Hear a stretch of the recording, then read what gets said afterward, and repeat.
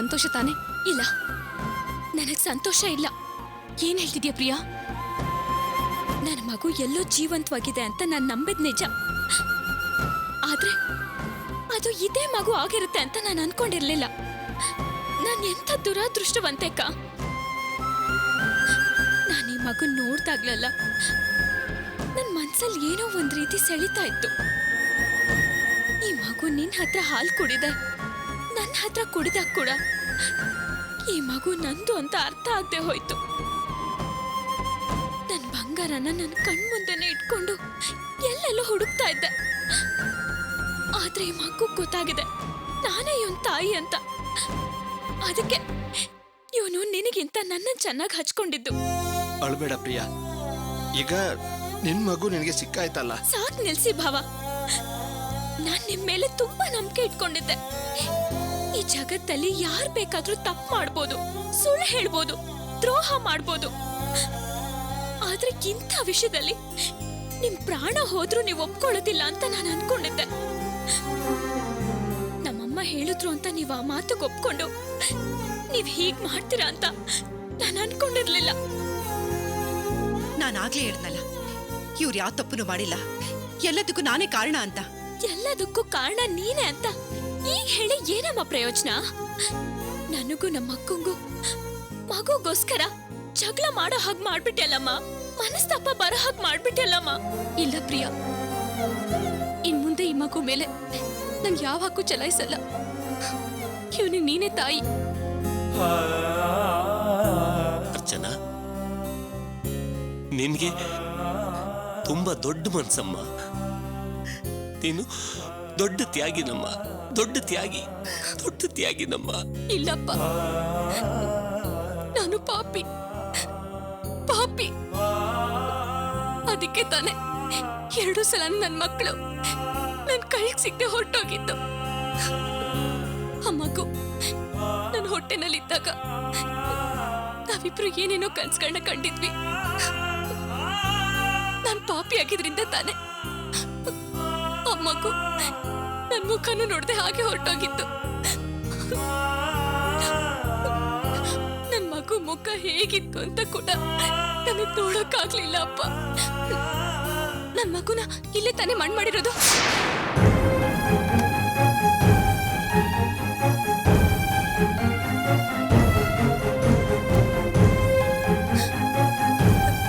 ಇಲ್ಲೇ ಅಲ್ವಾ ನನ್ನ ಮಗು ಇರೋದು? ಇಲ್ಲೇ ಅಲ್ವಾ? ಬೇಡಮ್ಮ, ನನ್ನ ಮಗು ನೋಡ್ಬೇಕು. ಬೇಡಮ್ಮ, ಬೇಡಮ್ಮ, ಬೇಡಮ್ಮ, ನನ್ನ ಮಗು ನೋಡ್ಬೇಕು. ನನ್ನ ಮಗು ನೋಡಕ್ಕಾಗ್ಲಿಲ್ಲ. ಅವನ ಮುಖನ ನೋಡಕ್ಕಾಗ್ಲಿಲ್ವಲ್ಲಮ್ಮ.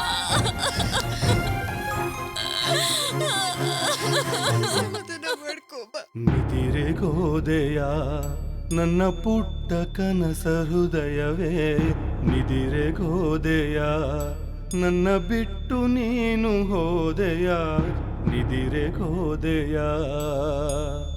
ನಿನ್ನೊಳಗೆ ಮೊಳೆತ ನನ್ನ ಕನಸಿದೆ, ನನ್ನ ಉಸಿರೊಳಗೂ ಅದು ಬೆರೆತಿದೆ.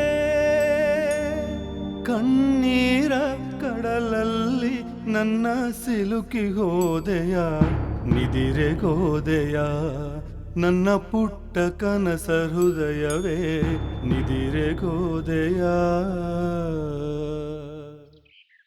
ಇಲ್ಲೇ ಸ್ವರ್ಗ ಇಲ್ಲೇ ನರಕ, ಮೇಲೆ ಇಲ್ಲ ಸುಳ್ಳು ಸುಳ್ಳು. ಹುಟ್ಟು ಸಾವು ಎರಡರ ನಡುವೆ. ಏನಪ್ಪ ವಾಸು, ಜಾಲಿ ಹಾಡು ಹೇಳ್ಕೊಂಬರ್ತಿದ್ಯಾ? ಜೀವನದಲ್ಲಿ ಜಾಲಿಯಾಗಿರ್ಬೇಕು ನೋಡು. Life is short, make it sweet ಅಂತಾರಲ್ಲ ಹಾಗೆ. ಇದು ಇಂಗ್ಲಿಷ್, ನಿನ್ನಂತವ್ರಿಗೆ ಅರ್ಥ ಆಗಲ್ಲ. ಹೋಗಿ ಹೋಗಿ ನಿನಗೆ ಹೇಳ್ತಾ ಇದ್ದೀನಲ್ಲ ನಾನು. ಕೆಲಸ ಆಯ್ತಾ ನಿಂಗೆ?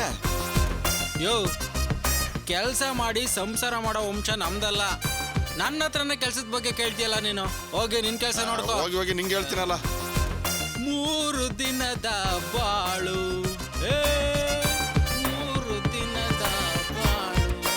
ಲಾ, ಲಾ, ಲಾ, ಲಾ. ಹೇ ವಾಸು, ಮನೆ ಬಂದೇ ಬಿಡ್ತು ಕಣೋ. ಜಾಲಿ ಆಗಿರೋದನ್ನ ಬಿಟ್ಟು ಒಬ್ಬ ಜವಾಬ್ದಾರಿಯುತ ಮಗನಾಗಿ ನಡ್ಕೋ.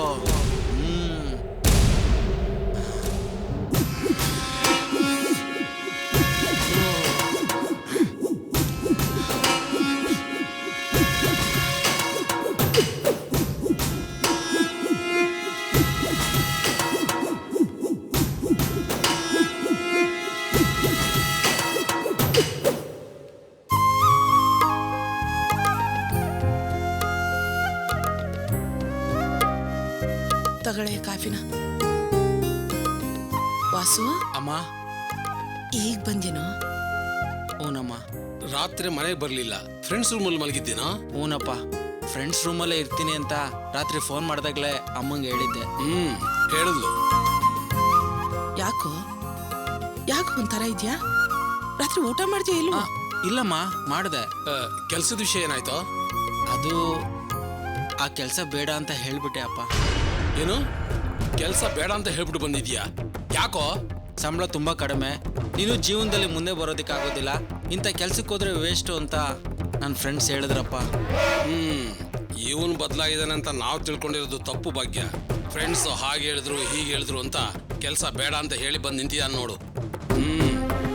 ಇವನು ರಮೇಶನ್ ಥರ ಸಂಪಾದನೆ ಮಾಡಿ ಮುಂದಕ್ಕೆ ಬರೋದು ಯಾವಾಗ? ಇವನ್ ಹೆಂಡತಿ ಜೊತೆ ಇವನು ಬಾಳೋದು ಯಾವಾಗ? ಇವನು ನಂಬ್ಕೊಂಡಿದ್ರೆ ಅಷ್ಟೇ ಎಲ್ಲ ವೇಸ್ಟು. ಇವನು ರಮೇಶನ್ ಥರ ಸಂಪಾದನೆ ಮಾಡಿ ಮುಂದಕ್ಕೆ ಬರೋದು ಯಾವಾಗ? ಇವನ್ ಹೆಂಡತಿ ಜೊತೆ ಇವನು ಬಾಳೋದು ಯಾವಾಗ? ಇವನು ನಂಬ್ಕೊಂಡಿದ್ರೆ ಅಷ್ಟೇ ಎಲ್ಲ ವೇಸ್ಟು. ಏ ವಾಸು, ಯಾಕೋ ಹಿಂಗೆಲ್ಲ ಮಾಡ್ದೆ? ನೋಡು, ನಿಮ್ಮ ಅಪ್ಪ ನಿನ್ ಮೇಲೆ ನಂಬಿಕೆ ಇಲ್ದೆ ಮಾತಾಡ್ತಿದ್ದಾರೆ. ಅವತ್ತಿನ ಜೋರಾಗಿ ಹೇಳ್ದೆ, ನಾನು ದೊಡ್ಡ ಕೆಲ್ಸಕ್ಕೆ ಹೋಗ್ತೀನಿ, ನಿಮ್ಮಿಬ್ರು ಚೆನ್ನಾಗಿ ನೋಡ್ಕೋತೀನಿ, ಚೆನ್ನಾಗಿ ಸಂಪಾದನೆ ಮಾಡ್ತೀನಿ ಅಂತ. ನಾನು ಈಗಲೂ ಅದನ್ನೇ ಹೇಳ್ತಾ ಇದ್ದೀನಮ್ಮ. ಅದರಲ್ಲಿ ಯಾವ ಬದಲಾವಣೆನೂ ಇಲ್ಲ. ಇಲ್ಲಿ ಕೆಲಸ ಮಾಡೋದಕ್ಕಿಂತ ಹೊರದೇಶಕ್ಕೆ ಹೋಗಿ ಕೆಲಸ ಮಾಡಿದ್ರೆ ನಾನು ಚೆನ್ನಾಗಿ ಸಂಪಾದನೆ ಮಾಡ್ಬೋದಮ್ಮ, ಜೀವನದಲ್ಲಿ ಸೆಟ್ಲ್ ಆಗ್ಬೋದಮ್ಮ. ಇದನ್ನೇ ನನ್ನ ಫ್ರೆಂಡ್ಸ್ ಹೇಳಿದ್ರು, ನನಗೂ ಸರಿ ಅನ್ನಿಸ್ತು, ಅದಕ್ಕೆ ಓಕೆ ಅಂದ್ಬಿಟ್ಟೆ. ಹೊರದೇಶಕ್ಕ ಏನು ಹೇಳ್ತಿದ್ಯಾ ನೀನು? ಹೌದಮ್ಮ, ನಾನು ದುಬೈಗೆ ಹೋಗೋಣ ಅಂತ ನಿರ್ಧಾರ ಮಾಡಿದ್ದೀನಮ್ಮ. ಅಮ್ಮ, ಅಲ್ಲಿ ವರ್ಷಕ್ಕೆ 5 ಲಕ್ಷ ದುಡಿಬೋದಮ್ಮ. ನಾನು 2-3 ವರ್ಷ ಕಷ್ಟಪಟ್ಬಿಟ್ರೆ ಸಾಕು, ನಾನು ಲಕ್ಷಾಧೀಶ್ವರ ಆಗಿ ಇಲ್ಲಿಗೆ ಬರ್ಬೋದಮ್ಮ. ನಾನು ಇದನ್ನ ಹೇಳೋ ಅಷ್ಟರಲ್ಲಿ ನಾನು ಸೋಮಾರಿ ಅಂತ ನಿರ್ಧಾರ ಮಾಡ್ಬಿಟ್ರಲ್ಲಪ್ಪ. ಹಾಗಲ್ಲ ಕಣೋ, ಕೆಲಸ ಬೇಡ ಅಂತ ಹೇಳಿ ಬಂದು ನಿಂತಿದ್ಯಲ್ಲ, ಅದಕ್ಕೆ ಮನಸ್ಸಿಗೆ ಸ್ವಲ್ಪ ಬೇಜಾರಾಯ್ತು. ಹೌದು, ದುಬೈನಲ್ಲಿ ಏನ್ ಕೆಲಸ? ಅಪ್ಪ, ಏನ್ ಕೆಲಸ ಅಂತ ಗೊತ್ತಿಲ್ಲ, ಆದ್ರೆ ತುಂಬಾ ಕಷ್ಟಪಟ್ಟು ಕೆಲಸ ಮಾಡ್ಬೇಕಂತೆ. ಹೌದು ಕಣ, ದುಬೈ ಕೆಲ್ಸಕ್ಕೆ ಹೋಗಿ ಬಂದು ನನ್ನ ಫ್ರೆಂಡ್ಸ್ ಹೇಳಿದ್ರು, ಅಲ್ಲಿ ಬಿಲ್ಡಿಂಗ್ ಕಟ್ಟೋದಂತೆ, ರೋಡ್ ಕೆಲಸ ಅಂತೆ, ಬಹಳ ಕಷ್ಟವಾದ ಕೆಲಸ ಅಂತೆ. ಅಲ್ಲಿ ಬಿಸಿಲು ತುಂಬಾ ಜಾಸ್ತಿ ಅಂತೆ. ಅಯ್ಯೋಯ್ಯೋ, ಅಲ್ಲಿ ಹೋಗಿ ಬಂದವ್ರು ಹೇಳ್ತಾರಲ್ಲ, ಅಲ್ಲಿ 8 ಅವರ್ಸ್ ಕೆಲಸ ಇಲ್ಲ ಅಂತೆ, 18 ಅವರ್ಸ್ ಕೆಲಸ ಮಾಡ್ಬೇಕಂತೆ. ಅಲ್ಲಿ ತುಂಬಾ ಕೇವಲವಾಗಿ ನೋಡ್ಕೋತಾರಂತೆ. ಅಂತ ಕೆಲಸಕ್ಕೆ ನೀನು ಹೋಗ್ಬೇಕೇನಾ? ಅಪ್ಪ, ದುಡಿಬೇಕು, ಸಂಪಾದನೆ ಮಾಡಬೇಕು ಅಂತ ನಿರ್ಧಾರ ಮಾಡಿದ್ಮೇಲೆ ಅದೆಷ್ಟೇ ಕಷ್ಟ ಆದ್ರೂ ಪರವಾಗಿಲ್ಲಪ್ಪ, ಅದ್ ನಾನು ಮಾಡ್ತೀನಿ. ಹೊರದೇಶಕ್ಕೆ ಹೋಗಿ ದುಡ್ದು ನಾನು ಸಂಪಾದನೆ ಮಾಡಿ ತೋರಿಸ್ತೀನಪ್ಪ. ಅದೇನೋ ಸರಿ ಕಣೋ, ಈ ಹೊರದೇಶಕ್ಕೆ ಹೋಗ್ಬೇಕಾರೆ ಪಾಸ್ಪೋರ್ಟು, ವೀಸಾ ಮತ್ತೆ ಏನೇನೋ ಕಾನೂನು ಇದೆಯಲ್ಲೋ, ಅದನ್ನೆಲ್ಲ ಮಾಡಿಸ್ಬೇಕು ಅಂದ್ರೆ ತುಂಬಾ ದುಡ್ಡು ಖರ್ಚಾಗುತ್ತಲ್ಲೋ, ಅದಕ್ಕೇನೋ ಮಾಡ್ತೀಯಾ? ಹೌದಪ್ಪ, ತುಂಬಾ ದುಡ್ಡು ಖರ್ಚಾಗುತ್ತೆ. ಅದಕ್ಕೆ ನಾನು ತುಂಬಾ ಚೆನ್ನಾಗಿ ಯೋಚನೆ ಮಾಡಿ ನಿರ್ಧಾರ ಮಾಡಿದ್ದೀನಿ, ನಾನು ನಿಮ್ಮ ಜೊತೆ ಕೆಲ್ಸಕ್ಕೆ ಬರಬೇಕು ಅಂತ. ಇರಿ, ನಾನು ಸ್ನಾನ ಮಾಡ್ಕೊಂಡ್ ಬರ್ತೀನಿ. ಲೈ, ನಿಂತ್ಕೊಳ್ಳೋ. ಏನಂದೆ? ನನ್ನ ಜೊತೆ ಕೆಲ್ಸಕ್ಕೆ ಬರ್ತೀಯ ನೀನು? ಹೌದಪ್ಪ, ವೀಸಾ ಪಾಸ್ಪೋರ್ಟ್ ಎಲ್ಲ ಮಾಡಿಸ್ಬೇಕು ಅಂದ್ರೆ ಅದಕ್ಕೆಲ್ಲ ದುಡ್ಡು ಬೇಕಲ್ಲಪ್ಪ. ಇಲ್ಲಿ ಕೆಲಸ ಮಾಡಿದ್ರೆ ತಾನೇ ದುಡ್ಡು ಸಿಗೋದು. ಯಾ ವಾಸು, ಏನ್ ಮಾತು ಅಂತ ಆಡ್ತಿದ್ಯೋ? ಆ ಕೆಲ್ಸಕ್ಕೆ ಹೋಗಿ ಸತ್ತು ಬದುಕಿ ಈಗ ತಾನೇ ಬಂದಿದ್ಯಾ, ಮತ್ತದೇ ಕೆಲ್ಸಕ್ಕೆ ಹೋಗ್ತೀನಿ ಅಂತಿದ್ಯಲ್ಲ, ನಿನ್ಗೇನು ತಲೆ ಕೆಟ್ಟಿದ್ಯಾ? ಅಮ್ಮ, ಅವತ್ತೇನೋ ಕೆಲಸ ಗೊತ್ತಿಲ್ಲದೆ ನಾನು ತಪ್ಪು ಮಾಡ್ಬಿಟ್ಟೆ. ಈಗ ಅಂತ ತಪ್ಪು ಮಾಡಲ್ಲಮ್ಮ. ಅಪ್ಪ, ನಾನು ಮತ್ತೆ ಅದೇ ಕೆಲಸ ಮಾಡ್ತೀನಪ್ಪ. ನೀವೇ ಕಷ್ಟಪಟ್ಟು ದುಡಿಬೇಕಾದ್ರೆ ನನ್ಗೇನಪ್ಪ? ಅಪ್ಪ, ನೀವು ಕೆಲಸ ಹೇಳ್ಕೊಡಿ, ನಾನು ಕಲಿತೀನಪ್ಪ, ಕಷ್ಟಪಟ್ಟು ಕಲಿತೀನಿ. ಹೊರದೇಶಕ್ಕೆ ಹೋಗ್ಬೇಕು ಅಂದ್ರೆ ದುಡ್ಡು ಬೇಕು, ದುಡ್ಡು ಬೇಕು ಅಂದ್ರೆ ನಾನು ದುಡಿಲೇಬೇಕು. ಅಲ್ವಾ ವಾಸು, ನಿನಗೇನೋ ಹಣೆ ಬರ. ನಾನಂತೂ ಅವಿದ್ಯಾವಂತ, ಅಮಾದಿ ಎತ್ತೋ ಕೆಲ್ಸಕ್ಕೆ ಹೋಗ್ತಾ ಇದ್ದೀನಿ. ನೀನು ವಿದ್ಯಾವಂತ, ನೀನ್ ಯಾಕೋ ಆ ಕೆಲ್ಸಕ್ಕೆ ಬರಬೇಕು? ಹೊರದೇಶಕ್ಕೆ ಹೋಗ್ಬೇಕು, ಸಂಪಾದನೆ ಮಾಡಬೇಕು ಅಂತ ನೀನಿಂತ ಕೆಲ್ಸಕ್ಕೆ ಬರೋದೇನು ಬೇಡ, ನೀನ್ ಮನೇಲೇ ಇರು. ಇಲ್ಲಪ್ಪ, ಅದು ಏ ವಾಸು, ನಿಮ್ಮ ಅಪ್ಪ ಕೆಲಸ ಮಾಡ್ತಿರೋದೇ ನನಗಿಷ್ಟ ಆಗ್ಲಿಲ್ಲ, ನನಗೆ ಸಹಿಸ್ಕೊಳಕ್ ಆಗ್ತಿಲ್ಲ. ಅದನ್ನ ಇವ್ರ ಹತ್ರ ಹೇಳಿದ್ರೆ ಮಾಡೋ ಕೆಲ್ಸಕ್ಕೆ ಮರ್ಯಾದೆ ಎಲ್ಲ ನೋಡ್ಬಾರ್ದು ಅಂತ ಹೇಳಿದ್ರು. ಅದಕ್ಕೆ ಸುಮ್ಮನೆ ಅದೇ. ಈಗ ನೋಡಿದ್ರೆ ನೀನು ಅದೇ ಕೆಲ್ಸಕ್ಕೆ ಹೋಗ್ತೀನಿ ಅಂತ ಹೇಳ್ತಿದ್ಯಲ್ಲ, ಈಗೇನು ಇನ್ನು ಹೊರದೇಶಕ್ಕೆ ಹೋಗ್ಬೇಕು, ಅದಕ್ಕೆ ಪಾಸ್ಪೋರ್ಟು ಅದೇನೇನ್ಕೋ ಹಾಸ್ಬೇಕು ಅಷ್ಟೇ ತಾನೇ. ನೀನ್ ಬಾಯಿ ಮುಚ್ಕೊಂಡು ಮನೆಯಲ್ಲಿರು. ನಾನು ನಿಮ್ಮಪ್ಪ ಕೆಲ್ಸಕ್ಕೆ ಹೋಗಿ ದುಡ್ಡು ಸಂಪಾದನೆ ಮಾಡ್ಕೊಂಡು ತಂದು ಕೊಡ್ತೀವಿ. ನಿಮ್ಮ ಬಾಯಿಂದ ಈ ಮಾತು ಬರಲಿ ಅಂತಾನೆ ನಾನು ಈ ಥರ ನಾಟಕ ಆಡಿದ್ದು. ನನ್ನ ಪ್ಲ್ಯಾನು ಸೂಪರಾಗಿ ವರ್ಕೌಟ್ ಆಯಿತು. ಅಪ್ಪ ಏನಪ್ಪ ಇದು, ವಯಸ್ಸಾದ ಕಾಲದಲ್ಲಿ ನಿಮ್ಮನ್ನು ಕೂರಿಸಿ ನಾನು ದುಡ್ಡು ತಂದಾಕ್ಬೇಕು ಅಂಥದ್ರಲ್ಲಿ ನೀವು ದುಡ್ದು ನನಗೆ ತಂದುಕೊಟ್ಟು ನನ್ನ ಮನ್ಸಿಗೆ ತುಂಬ ನೋವಾಗ್ತಾ ಇದೆಯಪ್ಪ. ಲೋ ವಾಸು, ಯಾಕೋ ಹಾಗೆಲ್ಲ ಅನ್ಕೋತಿದ್ಯಾ? ಹೆತ್ತೋರು ಕಷ್ಟಪಡೋದು ಯಾಕೆ ಹೇಳು? ಮಕ್ಕಳು ಚೆನ್ನಾಗಿರ್ಲಿ ಅಂತ. ನಮ್ಮಿಬ್ರಲ್ಲೂ ಇನ್ನೂ ಶಕ್ತಿ ಇದೆ, ದುಡಿಬೇಕನ್ನೋ ಮನ್ಸಿದೆ. ನಾವು ದುಡ್ದು ನಿನಗೆ ಕೊಡ್ತೀವಿ. ಪಾಸ್ಪೋರ್ಟು ವೀಸಾ ಅದೇನೇನೋ ಮಾಡಿಸ್ಬೇಕು ಅಂದ್ಯಲ್ಲ, ಅದ್ರ ಬಗ್ಗೆ ಯೋಚನೆ ಮಾಡು, ಬೇರೆ ಯಾವ್ದ್ರ ಬಗ್ಗೆನೂ ಯೋಚನೆ ಮಾಡಬೇಡ. ಅಲ್ಲಪ್ಪ, ಅದು ಫೋಟೋ ತೆಗಿಸ್ಬೇಕು, ಅಪ್ಲಿಕೇಶನ್ ತಗೋಬೇಕು, ಅದಕ್ಕೆಲ್ಲ ದುಡ್ಡು ಖರ್ಚಾಗುತ್ತಪ್ಪ. ಎಷ್ಟು ಖರ್ಚಾಗುತ್ತೋ? ಒಂದು 800 ರೂಪಾಯಿ ಬೇಕಪ್ಪ. 800 ರೂಪಾಯಿನಾ? ನನ್ನ ಹತ್ರ 300 ರೂಪಾಯಿ ಇದೆ. ಇದ್ರಲ್ಲಿ ಏನಾರು ಆಗುತ್ತೆ ನೋಡೋ. ಅಪ್ಪ, ಈ 300 ರೂಪಾಯಲ್ಲಿ ಏನು ಮಾಡೋಕ್ಕಾಗುತ್ತಪ್ಪ? ವಾಸು ಸ್ವಲ್ಪ ಇರು, ನಾನು ಡಬ್ದಲ್ಲಿ 500 ರೂಪಾಯಿ ಇಟ್ಟಿದ್ದೀನಿ, ತಂದು ಕೊಡ್ತೀನಿ.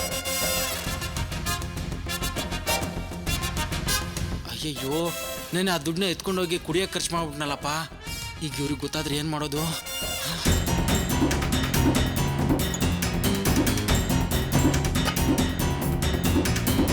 ಅಯ್ಯಯ್ಯೋ, ಇದ್ರಲ್ಲಿ 500 ರೂಪಾಯಿ ಇಟ್ಟಿದ್ದೆ. ಯೋ ಯೋ, ಈ ಡಬ್ದಲ್ಲಿ 500 ರೂಪಾಯಿ ಇಟ್ಟಿದ್ದೆ, ನೋಡಿದ್ಯಾ? ನಾನು ನೋಡ್ಲಿಲ್ಲ ಕಣೆ, ನನಗೆ ಯಾವ ಅಭ್ಯಾಸನೂ ಇಲ್ಲ. ಮತ್ತೇನಾಯ್ತು? ಈ ಡಬ್ದಲ್ಲೇ ದುಡ್ಡು ಇಟ್ಟಿದ್ದೆ, ಯಾರು ಎತ್ಕೊಂಡೋದ್ರು? ಅಮ್ಮ, ಬೇರೆ ಡಬ್ದಲ್ಲಿ ಇಟ್ಟಿರ್ಬೇಕನ್ನ ನೋಡಮ್ಮ. ಇಲ್ಲ ಕಣೋ, ನಾನು ಇಟ್ಟಿದ್ದೆ ಡಬ್ದಲ್ಲಿ.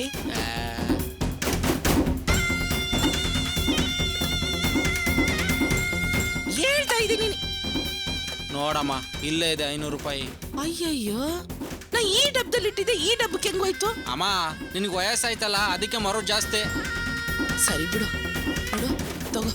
ಅದೇನೋ ಫೋಟೋ ಹೊಡ್ಸ್ಬೇಕು, ಅರ್ಜಿ ಹಾಕ್ಬೇಕು ಅಂತೆಲ್ಲ ಹೇಳಿದ್ಯಲ್ಲ, ಅದಕ್ಕೆ ಇದನ್ನ ಖರ್ಚು ಮಾಡ್ಕೊ, ಸಾಕಾಗತ್ತೆ ತಾನೆ? ಹೇಗೋ ಅಡ್ಜಸ್ಟ್ ಮಾಡ್ತೀನಿ ಬಿಡಮ್ಮ. ಮೊದಲು ರೆಡಿಯಾಗಿ ಹೊರದೇಶಕ್ಕೆ ಕೆಲ್ಸಕ್ಕೆ ಹೋಗು. ಅದನ್ನ ಬಿಟ್ಬಿಟ್ಟು ಅಮಾದೇತ ಕೆಲ್ಸಕ್ಕೆ ಹೋಗ್ತೀನಿ ಅಂತ ಹೇಳ್ಬೇಡ. ಸರಿ ಅಮ್ಮ. ವಾಸು, ಹೊರದೇಶಕ್ಕೆ ಹೋಗಕ್ಕೆ ಎಷ್ಟು ದಿನ ಆಗುತ್ತೋ? ಅಮ್ಮ, 1-2 ತಿಂಗಳಾಗುತ್ತಮ್ಮ. ಹೌದಾ?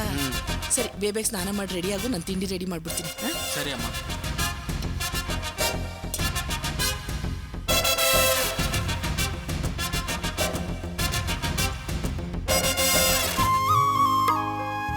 ಭಾಗ್ಯ, ವಾಸು ಈ ಮಟ್ಟಕ್ಕೆ ಬದಲಾಗ್ತಾನೆ ಅಂತ ನಾನು ಅನ್ಕೊಂಡೇ ಇರ್ಲಿಲ್ಲ ಕಣೆ. ಹೌದು ಕಣಯ್ಯ, ಈಗ ಅವ್ನು ತುಂಬಾ ಬದಲಾಗವನೆ, ಜವಾಬ್ದಾರಿ ಅನ್ನೋದು ಬಂದದೆ ನೋಡು. ಇನ್ಮೇಲೆ ಅವನ ಮೇಲೆ ಸುಮ್ನೆ ಸಂದೇಹ ಪಡಬೇಡ.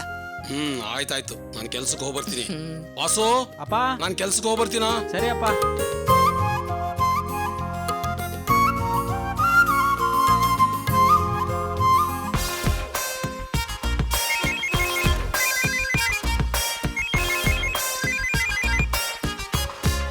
ಹೇಳ ವಾಸು, ನನ್ನ ಶರ್ಟಲ್ಲಿ ಇದ್ದಿದ್ದು 500 ರೂಪಾಯಿ ದುಡ್ಡೇನಾದ್ರು ಎತ್ಕೊಂಡೇನೋ?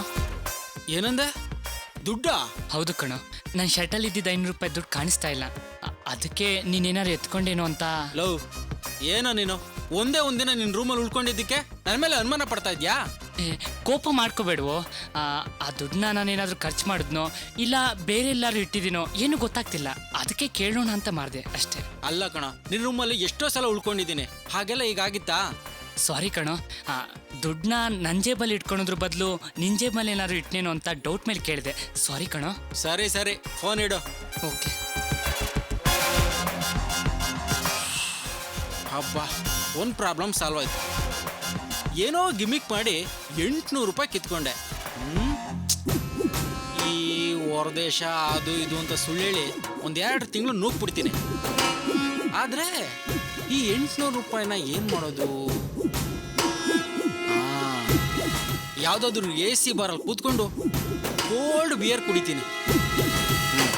ಅದಕ್ಕಿಂತ ಮುಂಚೆ ಸ್ನಾನ ಮಾಡಿ ತಿಂಡಿ ತಿಂದು ಸ್ಟ್ರೈಟ್ AC ಬಾರ್.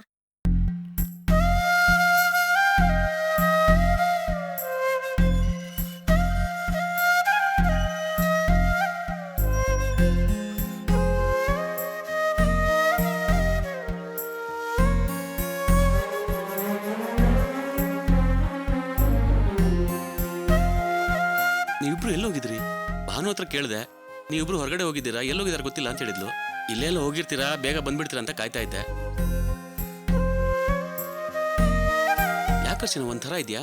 ಆರೋಗ್ಯ ಸರಿ ಇಲ್ವಾ? ಹಾಗೇನಿಲ್ಲ ಅಣ್ಣ, ಚೆನ್ನಾಗೇ ಇದ್ದೀನಿ.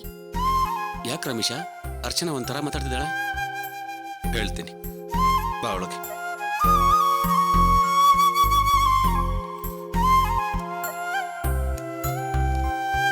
ಅಕ್ಕ, ಇವಾಗ ಬಂದ್ರಾ?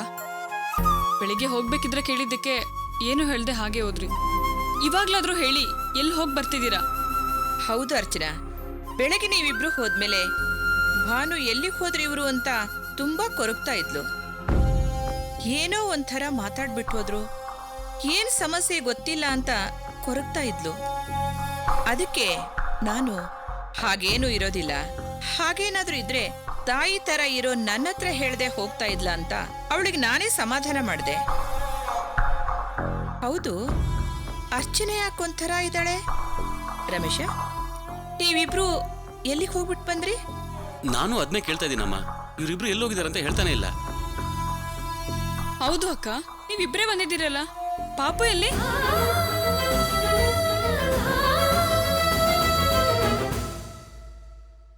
ಅರ್ಚನಾ, ಪಾಪು ಎಲ್ಲಮ್ಮ?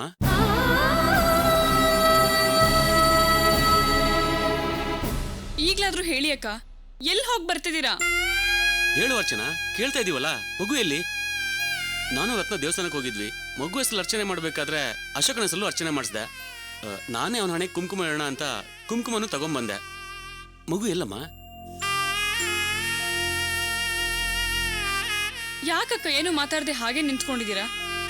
ಓ, ಮಗುನ ಅಮ್ಮ ಮನೇಲಿ ಬಿಟ್ಟು ಬಂದಿದ್ದೀರಾ? ಆಮೇಲೆ ಅವ್ರು ಯಾರಾದ್ರೂ ಎತ್ಕೊಂಡ್ ಬರ್ತಾರಾ? ಏನ್ ಅರ್ಚನಾ, ನಾವೆಲ್ಲ ಕೇಳ್ತಾ ಇದೀವಿ ಮಗು ಎಲ್ಲಿ ಅಂತ. ನೀವಿಬ್ರು ಸುಮ್ಮನೆ ಇದ್ದೀರಲ್ಲ, ಮಗು ಎಲ್ಲಿ?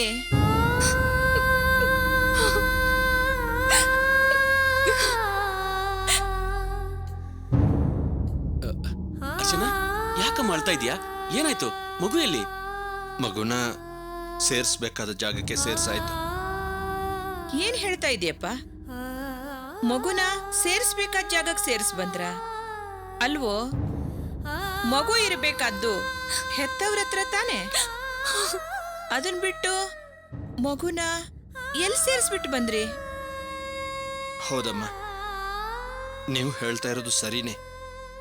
ಮಗುನ ಹೆತ್ತ ತಾಯಿ ಹತ್ರನೇ ಸೇರಿಸ್ ಬಂದ್ವಿ.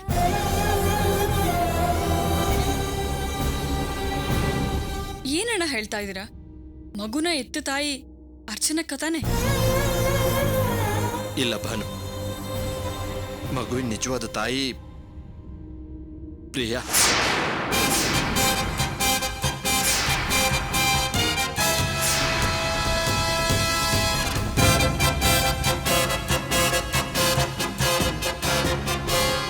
ಏ ರಮೇಶ, ಏನು ಹೇಳ್ತಾ ಇದೀಯಾ?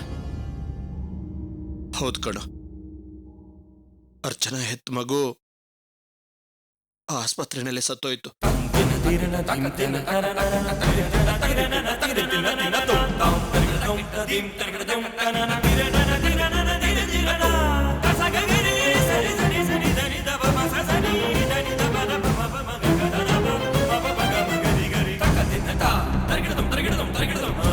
ಏನಪ್ಪ ರಮೇಶ, ಸಿನಿಮಾ ನಾಟಕದಲ್ಲಿ ಕೂಡ ನಾನಿಂಥ ಘಟನೆ ನೋಡಿಲ್ಲ, ಕೇಳಿಲ್ಲ. ಅದು ನನ್ನ ವಟಾರದಲ್ಲೇ ನಡೆದಿದೆಯಲ್ಲ, ತುಂಬಾ ವಿಚಿತ್ರಪ್ಪ. ಅಲ್ವೋ ರಮೇಶ, ಒಂದು ವಸ್ತುನ ತಂದು ವಾಪಸ್ ಕೊಡೋ ರೀತಿಯಲ್ಲಿ ಮಗುನ ಕೊಟ್ಬಿಟ್ಟು ಬಂದಿದ್ದೀರಲ್ಲ, ಮಗು ಇಲ್ದೆ ಇನ್ನು ಮುಂದೆ ನೀವಿಬ್ರು ಹೇಗಿರ್ತೀರಾ?